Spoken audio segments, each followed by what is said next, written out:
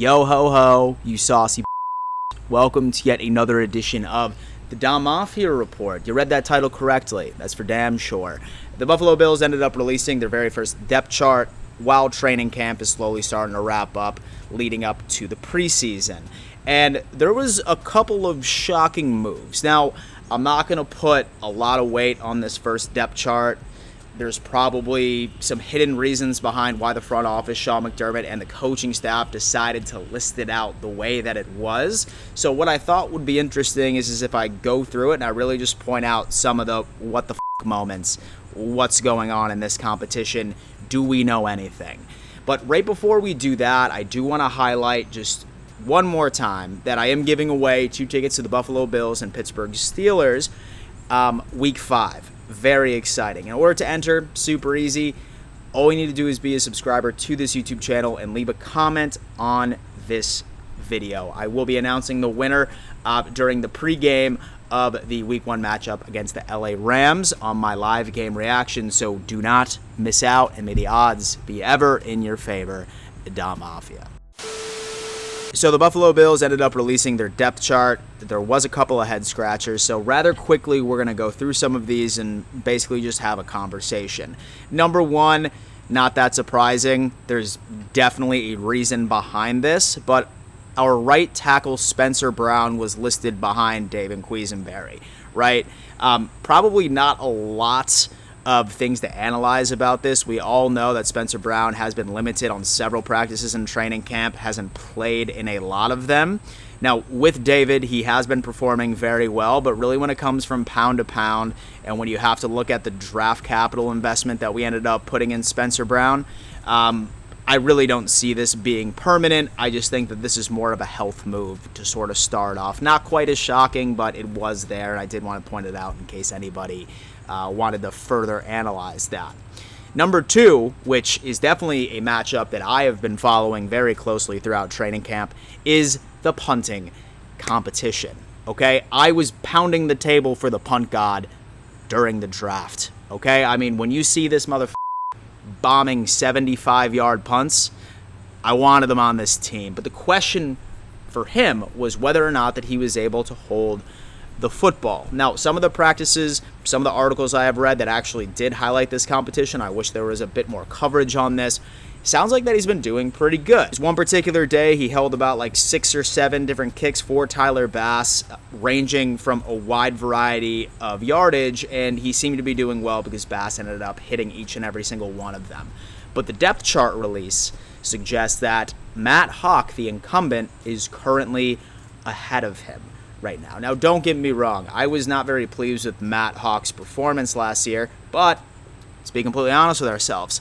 Do we really see the Buffalo Bills punting a lot in the first place? I think we need to ask ourselves the question, do we want 75 to 80-yard punts from the punt god himself, or would we rather have somebody that is very consistent in holding the football? Because at the end of the day, Dom Mafia, that translates into points. And the Buffalo Bills don't punt at all. I would not be surprised if we actually finished first in the league for the least amount of punts this year. Once again, our offense is just built like that.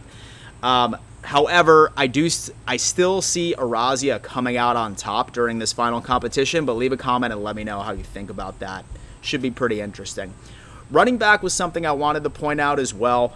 I was so pumped once we ended up drafting James Cook. I mean, it's Dalvin Cook's brother, right? And I mean, I always try to ignore all the fluff of the players saying, oh, yeah, he definitely reminds me of his brother, man. He's a ball player.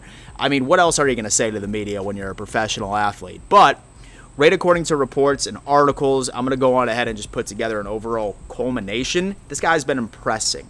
Very impressive, especially when it comes to his athleticism, his versatility, his ability to catch the football in the backfield, his ability to make people miss.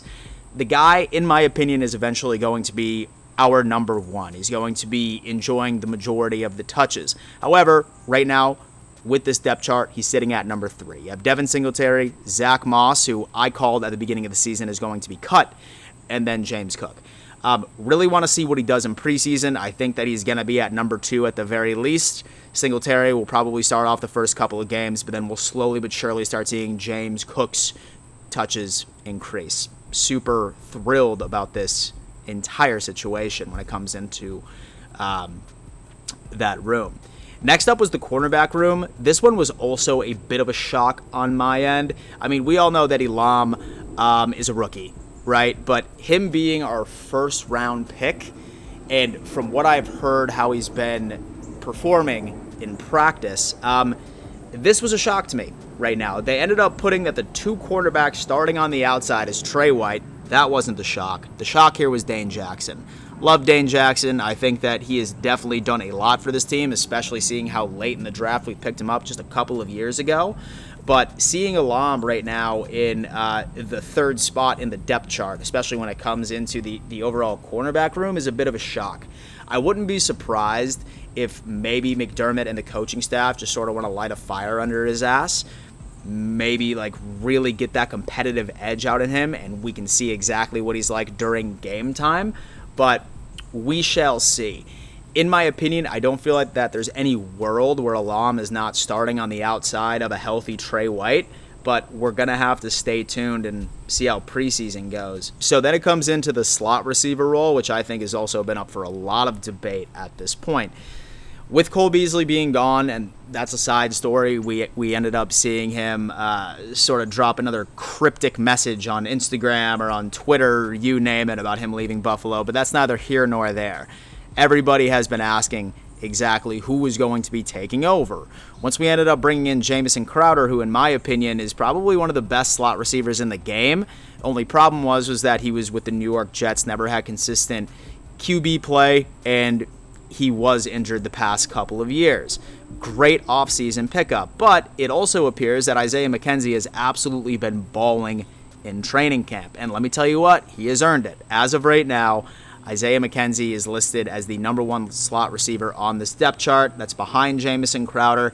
And then also Shakir, who was our wide receiver pickup this year in the draft, who has also been turning heads. I would say he's probably like one of the camp sweethearts out there that everyone's absolutely thrilled to see how he's going to translate into the NFL. My thoughts on this is that I eventually see Jamison Crowder sort of taking that number one spot. I think Isaiah Mckenzie might start off like as the number one person in the depth chart when it comes out of the slot. But then eventually I could see Jamison Crowder slowly but surely taking more of those reps as the season goes along. I think a lot of that has to do with the fact that he's just a bit more dynamic. And so on my end, I think that he's just one of those receivers that can really get open. I think he's a tremendous route runner. Some things that Isaiah Mckenzie is good at, but when a healthy Jamison Crowder is out there, I feel like that he's going to be the guy that's going to be dominating that perspective. The Buffalo Bills are very loyal right to their veterans. They're very loyal to their veterans, and they basically have like, hey, you are going to have this role until you royally fuck up so bad that we have nothing and so to solve for you at that point. So with Isaiah Mckenzie being super effective, an absolute loyal teammate right to this team, and with the few opportunities that he did have at slot, completely performed, I have a feeling it's going to be him, but eventually it will be taken over by Jamison Crowder as far as dominating the snaps. We're still going to get plenty of both of them during this regular season. And then as far as Shakir is concerned, I would love to see a little bit of him as well. So Dom Mafia, thank you so much for tuning in to my analysis over there. Do me a favor, was there anything on the depth chart that was a bit more of a shock to you? Really want to see where y'all's heads are at. I'm probably going to be dropping, probably within like the next couple of weeks, like my final 53-man roster prediction. I'd say after the first preseason game, I will, but definitely want to hear your thoughts on that. Thank you so much for tuning in to yet another edition of the Dom Mafia Report. And before I let you go, you better always remember, let's go Buffalo.